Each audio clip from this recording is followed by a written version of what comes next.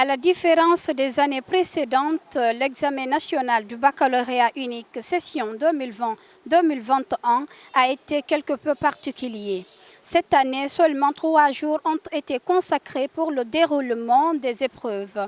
Ce mardi 27 juillet 2021, nous avons rencontré Mamadi Sidiki Kamara, le responsable de la communication du MENA. Il dresse un bilan de cet examen.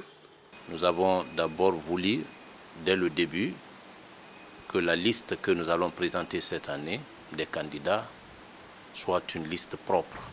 Le deuxième objectif, c'était de renforcer la collaboration entre le MENA et l'enseignement supérieur.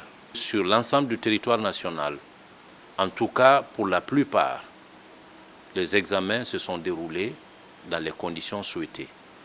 Par ailleurs, plusieurs dispositions ont été prises.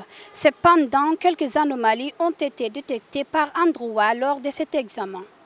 Malheureusement, il y en a qui n'ont choisi que ce chemin. Ils se sont heurtés à la vigilance de notre département, à la rigueur que nous avons voulu imprimer cette année à ces examens nationaux, et ils se sont vus mis hors d'état de nuire et ils ont été exclus. À la question de savoir à quoi on peut s'attendre quant à la réussite de cet examen, Mamadi Sidiki Kamara répond. Nous allons bientôt engager la correction des copies et après la correction, les notes seront récupérées, seront centralisées, vérifiées au peigne fin et enfin nous allons proclamer.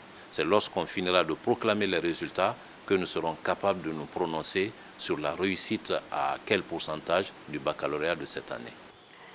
Pour l'heure, aucune date n'est encore fixée pour la sortie des résultats de l'examen national du baccalauréat unique session 2020-2021.